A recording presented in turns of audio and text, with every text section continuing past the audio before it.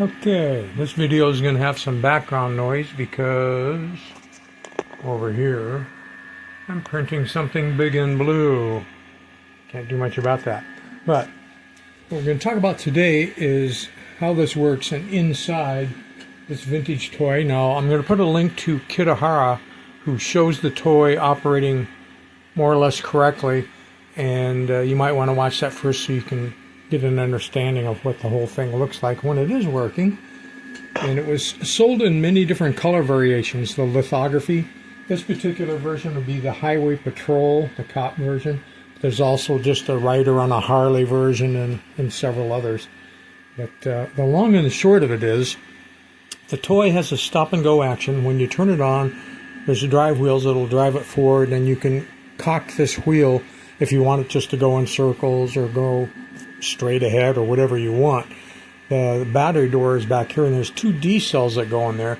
Modern D cells weigh more than the old vintage D cells do, so actually when you put modern ones in there, it's pretty much in a perpetual wheelie motion, and you can't really do much about the steering part because the wheel doesn't touch the ground like if you have Duracells in there. But once it's been moving, it stops moving, and then the rider will actually lift its leg up. This leg over here will get lifted up. I'm going to make that happen now, like that. And then another action will actually turn it over this way, and then it will lower its leg back down on the far side. You can kind of get an idea of what we're talking about here. Move that forward, turn this over, bring that down. So he dismounts the motorcycle and then gets back on, and then it clicks back into ride. Also has a working headlight that goes on there. So this one wasn't dismounting. The leg would be hanging up, and that's kind of a common problem with these. Another common problem with these, and I didn't hear this part working in the Kitahara video, that's why I said it was mostly working. There is a clicker back here. See this little cardboard box and this little piece of metal? There's an arm on this wheel that comes around, and it's supposed to pull this clicker back, which then slams into the cardboard. Now the original clickers are made out of very thick spring steel, and that's why they're normally, when you find one of these that's not working, because they broke. They don't like bending. It was too stiff. So I decided to put a replacement clicker in that's made of thinner, so it's not going to be as loud, but it's also not going to break. So what happens here, in order to get those functions happening like we just talked about, is this whole part here that I pulled forward on. You watch this lever down in here. See that moving? That goes further. It goes down to this lever, and then that goes down to a cam, which maybe you can see down there. See, there's a couple of cams. Comes around, when the cam comes around, that's what's going to pull those forward. And then to do the turning part of this whole mechanism, there's a lever here, pivots there, cam comes around, hits that lever, and that's what causes the guy to turn to the side and dismount. Now the mechanics of what get the leg to lift over here is it's such a small amount of movement to get so much action. This leg axle that comes all the way over goes to a little gear. We can get the lighting right. See that brass gear there?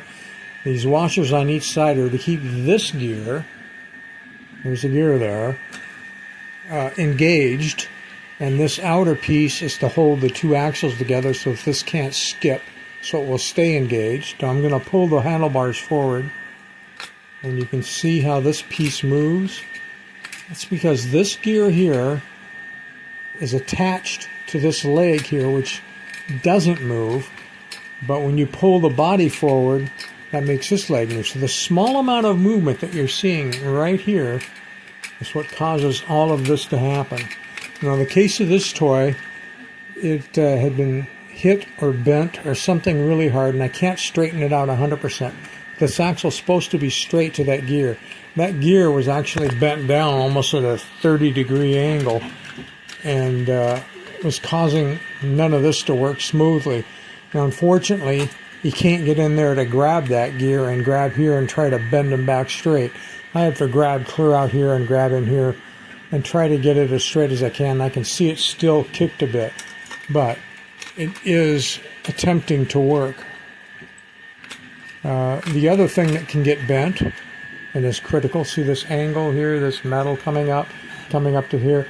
If any of this, the handlebars or any of this has ever gotten bent, that's going to change how much this lifts this body up, and that's going to change how much the knee moves and how much the leg kicks. So you kind of have to adjust for the bent metal there. I had to get in the leg here. In fact, you guys might be interested to see how they did that before I started putting things back together. It's a very complicated toy to take apart. Lots of connection points. The switch will be on the back, as you'll see if you watch the Kitahara video.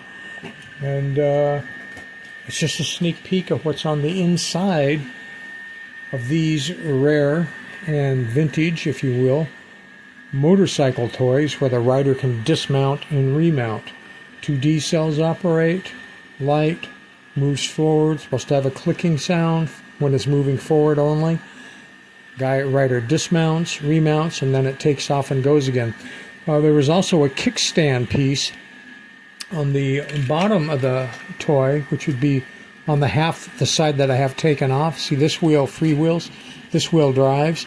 So in this half of the body, there's a little piece of metal that you can fold down, which will basically lift this wheel just up off the ground, which means you can turn the toy on and let it run without having it move. You don't have to chase it, and you can just watch the rider mount and dismount the motorcycle. All right, that's it for this. This will be part 1. If I end up getting it working right, then there'll be a part 2 where I'll show this one operating. Irregardless, you should watch the link that I put in for the Kitahara video, and you can see how his operates.